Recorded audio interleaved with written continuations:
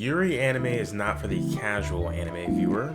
For those who aren't familiar with Yuri anime or the term Yuri in general, it's a genre that focuses on the relationships between women who develop strong feelings for each other. Think of it like yaoi, but instead of two guys, it's two women. A good Yuri anime can be hard to come by. Here are 6 that any fledgling Yuri anime fan would love. ごく綺麗な人。私こちらに編入する。 First is Strawberry Panic. Released in '06, this may have been one of the, if not the first Yuri series I ever watched. Strawberry Panic's story centers on a new student to a prestigious all-girls school, Nagisa. The school is divided into 3 separate campuses which operate separately.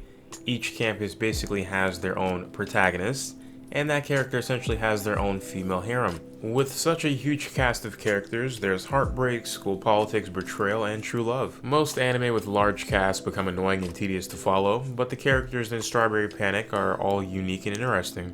The large cast harem theme was handled very well, featuring a cast of all-female characters with no signs of any notable male characters in any form. It's quite literally exclusively Yuri. This is a very character-driven story, and as such there are very few outside influences that actually drive the story forward. Many of the events come across as cliché and sometimes downright cheesy, while there are also many moments that are truly touching. It's a fun show required viewing for Yuri fans and one of the better shows of the genre out there. 先輩。好きにならなきゃいけないと思って辛かったんだね。みんな恋愛の話するの好きだもん。 Next is Bloom Into You. To say this series took me by surprise would be an understatement. The story follows late bloomer Yu Koito, a girl who has never fallen in love before, having a more than friends, less than lovers kind of relationship with her senpai, Nanami Toku, and how misconceptions about love shape that relationship. The series can feel like a bit of a slow burn, and you can complain about nothing really happening, but that is one of the strengths of Bloom Into You. After the first episode, there is a gradual build-up of emotions that slowly but surely endear you to the characters, and thoroughly immerse you into their mindsets until you feel that you know them better than they know themselves. The show is far less about dramatic tension between characters and instead focuses on evaluating their relationships with one another. Whether it's affection, admiration, or animosity, the story takes form as a series of conventional moments and activities in which characters interact with one another in a practical, level-headed manner. Bloom Into You is an interesting take on an interesting relationship dynamic with a mature handling of its themes and a refusal to add cheap melodrama or cliches. It has relatable and emotionally complex characters that are all voiced well and animated beautifully. The soundtrack adds to the experience without standing out, and the visual storytelling is something to remember. If you haven't already, it is definitely worth a watch.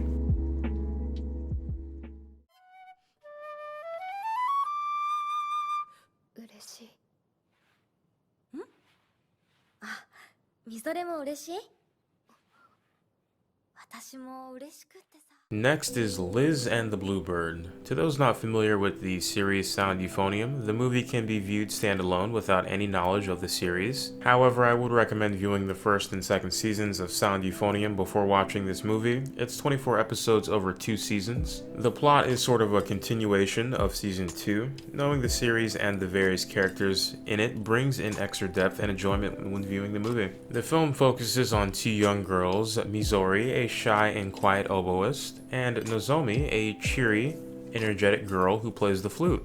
They're both in their school's orchestra and have been friends for quite a while. It's their final year of high school, and having endured quite a bit of drama and crazy events a year ago, Mizori's not sure if she's ready to graduate high school and potentially part ways with her first friend. The pacing is very slow. Nothing is rushed. The movie takes its sweet time in showing what the characters are doing and little else. I won't go into too much detail, but overall, Liz and the Bluebird is a well-written anime film that has great direction, great animation, great voice acting, and a great score, and great character development. Do not pass on it.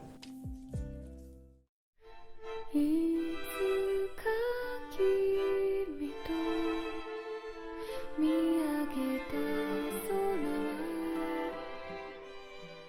Next is Whispered Words. The story is relatively simple. Whispered Words is a romantic comedy focused around a group of girls that come together to form the Girls Club, a club dedicated to girl lovers who had no choice but to enter a co-ed school. Sumika Murasame, our main protagonist, has fallen for her best friend, Ushio Kazuma. Ushio, however, only falls in love with cute girls, and being that Sumika is a tall and tough girl, her loves become unrequited. The relationship between the two is not only used for comedic effect, but also as the setup for the show's main conflict.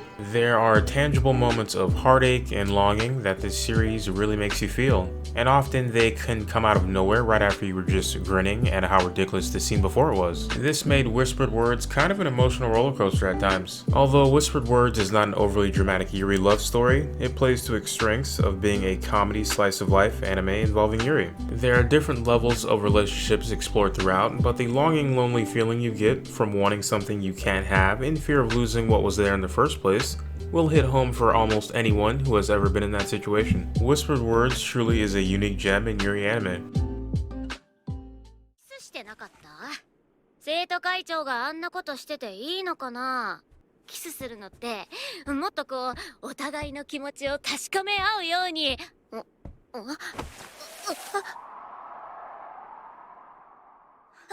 Next is Citrus. Based off a popular manga series of the same name, Citrus is a shoujo and romance anime that takes place within a school setting and gives us the opportunity to see what happens if you find yourself welcoming in a stepsister into your family from your mother's new marriage, but also the actions that can happen if you were to fall in love with said stepsister. The overall story of the series takes place at a famous and popular all-girls school situated in Tokyo and follows the life of Yuzu Aihara, a newly transferred student that moves to the city to join her recently remarried mother. As Yuzu, a fashionable and fun-loving girl, transfers to the school and encounters the conservative and strict nature of the school, she encounters the school's beautiful but strict student council president, Mai Aihara, who, whether through fate or destiny, is also Yuzu's new stepsister. While clashing with Mai both in school and at home, Yuzu soon learns that her hatred is actually attraction. The main premise of the show naturally is the encounter between Yuzu and Mai after Yuzu moves to the city, and the subsequent escalating relationship that they forge between them.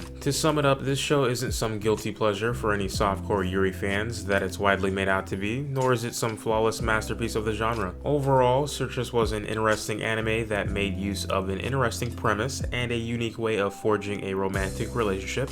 I definitely think you should give it a chance.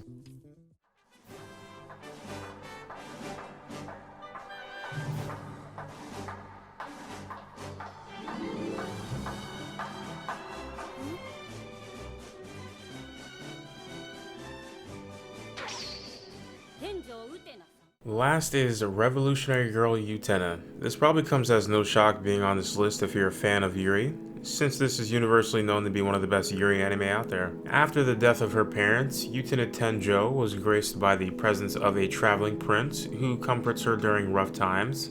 Following that encounter, she vowed to one day become a prince herself. Several years later, Utena finds herself in a deadly game where duelists with matching crests on their rings compete for prizes. The prince that she met previously left her with a special ring with a strange rose crest. Utena is now on a mission to revolutionize the world by winning these duels at the peculiar Otori Academy where she attends. On the surface, Utena is just a Duelist of the Week series with recurring duelists. However, what makes this series so much more is the depth of character development that you get with the duelists, and even with the recurring minor characters. Each duel shows another side to them, and in addition reveals even more reasons why half of this cast need to see shrinks. The story may seem pretty strange, in fact it is, but everything falls in its place, and the driving force are the brilliant characters and their relationships.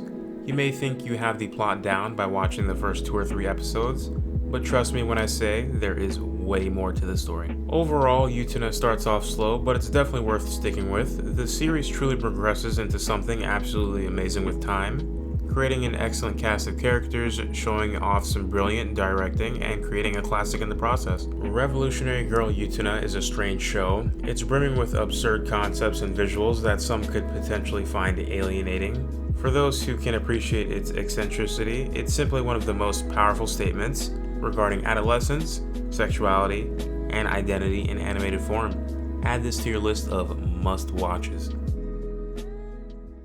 Let me know in the comments below if you decided to check out any of these anime and what you think of them. Did I miss any of your favorite Yuri series? I'd love to hear what you think. Remember to subscribe for more, and yeah, I hope to see you in the next one.